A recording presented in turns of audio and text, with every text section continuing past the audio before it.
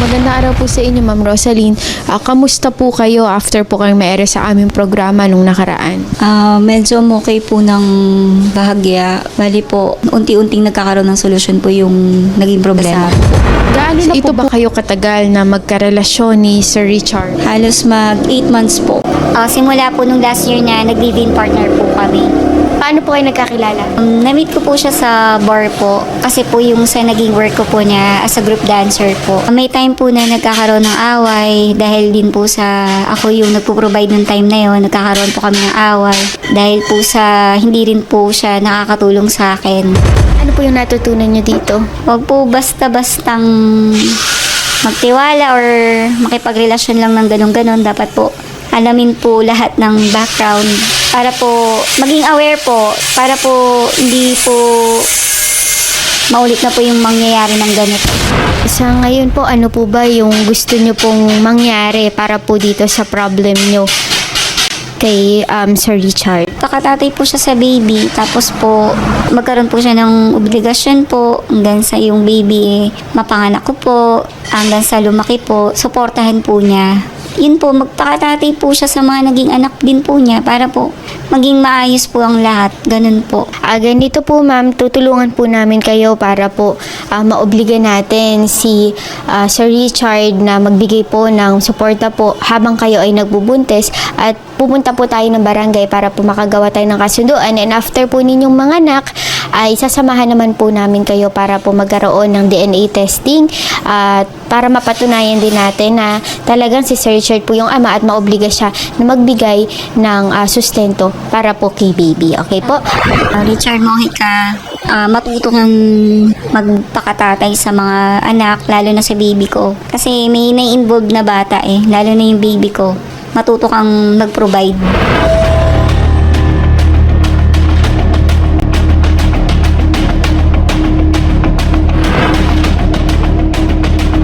So sa inyo sir, anong sa palagay nyo po yung sustento na maibibigay nyo kay ma'am? Bibigay po ako siguro monthly 5K. Actually, ma'am, kung for example, nagkulang po, pwede po ba akong hingin ng dagdag? Kasi this month, ang dami ko pong kailangan. Siguro ma'am, yung 5K sapat naman na yun habang nabubuntis ka pa lang. And then another na naman po tayo kasunduan pag nailabas po kasi marami na po tayo dyan magagastos hanggang pag laki niya o hanggang pag-aaral. This month po kasi, ma'am, kailangan ko pa po kasi bumili ng gamit ng baby. Kasi 6 months na po Tsaka po meron pa po akong laboratory test. Hindi ko po masasagot dahil ngayon po wala pa po talaga akong work. Pero kung sa 5K po, magagawa ko naman po ng paraan. Kung sa laboratory siguro, kung total marigina lang siya, yung tita ko may sariling laboratory yun, dyan siya papakiusap ko lang para walang bayad. Sa clinic po. Clinic po, dyan sa may Romarosa. Ano po, ma'am, kasi kahit naman po pa-silent siya, ma'am. Sa totoo lang, ma'am. Minsan po pagka kumikita po siya, hindi naman po sa pag-aano, nalalaan po kasi minsan yung pera sa pagsusugal niya. Yun po. Minsan doon po napupunta. So, paano po yung panganganak nyo ma'am? Kasi panigurado iyon ang medyo malaki. Yes, yung magiging bill. Sa ano lang naman po, sa Fabella naman po. Doon po sa lugar po nung father ko. Opo. Baka po kontakin na lang din po siya ng father ko or nung kapatid ko po. Sir, willing ka ba na kasi panigurado yung 5,000, hindi pa enough yun kapag nanganak na talaga siya. So, sa hospital bills pa lang, so paano po yung magiging sistema nyo? Total 3 months pa naman, magtatabihan din ako para dun. Yun na lang siguro. So, hahatian mo siya sa panganganak kung ano yung maibibigay mo. Opo. Okay, sa iyan. Mag-isend na lang po ako kasi Basta po para sa baby, maging maayos po ang lahat. Okay po ako doon. Wala na ba kayong chance na magkabalikan? Wala po. wala na po. Grabe kayo yung binigay sa akin yan. Sana inayos mo yung ginawa mo para hindi tayo mabot sa ganitong punto. Binigyan pa kita ng 2 months Ikaw para binigyan ng 2 mag-decide months. ako na ikaw yung alam mo yun. September, October, binigyan pa kita ng 2 buwan. September 27, tinext pa kita na may pangangailangan ako sa bata. Hinahamon mo ako Nasabi mo, sige magdemanda ka Mali para naman magkaalaman tayo. Ginanon mo ko. Hindi pwedeng ora mismo. Yung mga bagay tayong nagka-problema, sinusolusyon ako. Gusto mo lahat, one click. Hindi, pwede umalis ka ganun. kagad. Kung Pagod nasaktan na mo ako ako, umabol. umalis ka. Nag-asabalutan ka.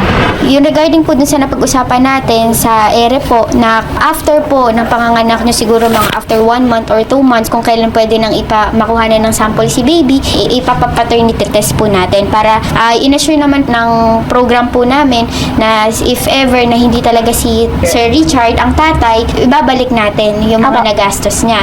Kasi ma'am, this month po may kailangan ako eh. Laboratory po, mga gamit po ng baby ko. So, Ito ang po sabi this niya month, kasi- dapat po ngayon magbigay na po siya ngayon. Kasi kailangan ko po ng panggastos eh. This month po. Kaya nga, this month Gamit ng baby. Kaya katapusan naman yung sinabi ko. Magantay pa ako, Richard ko. Nanakaw ako, ganun. Wala naman ako sinabi magnakaw ko eh. Kaya nga, hindi mo pwede obligahin kasi. Sinabi ko na magbibigay ako, Eh, paano hindi yung mo na pwede kailangan ko gumawa. ngayon this month? Kung may trabaho ako ngayon lang nakabigay na sa'yo, kaso wala akong trabaho. Kaya nga sabi ko, sa katapusan, magbibigay ako. Hindi Eh, nga this kasi po month pwede. kasi check up ko po sa Fabella. So which is dapat po, napagawa ko na po yung laboratory ko. Yung sa laboratory mo, anytime pwede ka doon kay tita. Pupunta ako doon. Kasi Anong pinoproblema- gagamitin kong pinoproblema mo pamasahe? yung damit. Pangkain, Hindi pa naman pangganito. lumalabas yung bata. Hindi, Richard. Pag 6 months, nire-ready ang gamit ng baby kasi Oo may nga. nanganganak ng Kung 7 meron. months. Kung merong hawak. May nanganganak naman. ng 7 months. Kung may hawak, walang Kaya problema. kailangan, by 6 months, na pregnant ka, naka-ready na yung gamit ng bata. Sir, baka pwede kang magbigay ng kalahati para sa katapusan ulit yung kalahati para may magamit naman si ma'am. Totoo po, wala po talaga ako ngayon. Kaya ngayon, kung ano lang yung napag-usapan, yun na lang. Huwag mo akong i-pressure. Hindi kita Basta pinipressure. ibigay yung Hindi kita inaano mo. pinipressure. Kasi ako, Kasi marunong kung- naman ako makontento eh. Ang Hindi ka akin lang, makontento. umayos ka, Hindi ka ayusin mo. makontento. Kasi may babing ano eh. Hindi ka marunong. Nangailangan eh. Kung makontento ka, wala ka nang hahanapin. Ma'am, baka sakaling meron kang ipaluwal mo na hanggang basta pagdating Wala ng na, ma'am, eh, katapusan, kasi- talagang anuhin natin siyang na makuha yung 5K para mabigay. Ganun na lang ma'am para kasi yung tayo naman na nanay kailangan naman natin mag-share doon sa baby. Hindi lang para sa Yes, ma'am.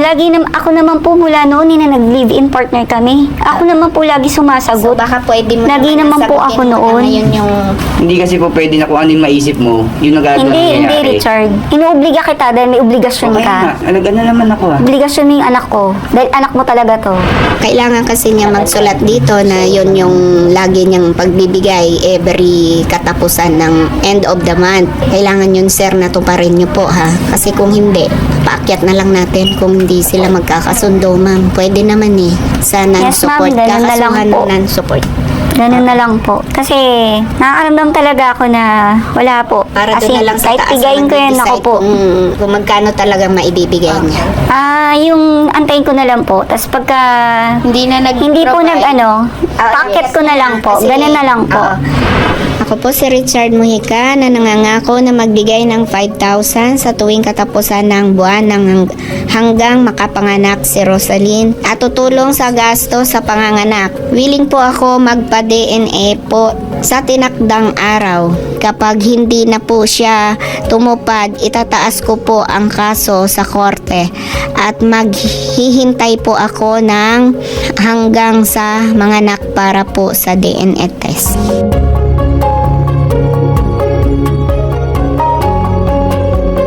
Sana magpa-amateur siya ng isip. Huwag niya sanang gawin yung ginawa niya sa akin sa ibang makakarelasyon niya. Alam kong walang lalaking tatagal sa ganung pinapakita mo. Magpakatatay ka sa lahat na naging anak mo. Kasi yung batang dinadala ko, dugot laman mo yun. Dinidinay mo. Baka dumating yung panahon na isumpa ka ng anak ko.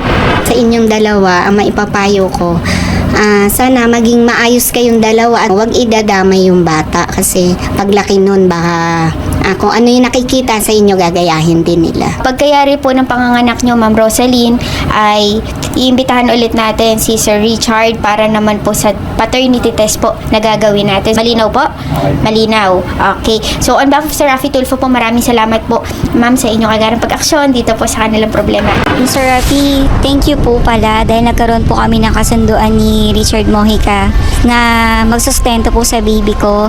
At pag nanganak po ako, antayin po namin yung DNA test po. Thank you po, sir. Maraming salamat.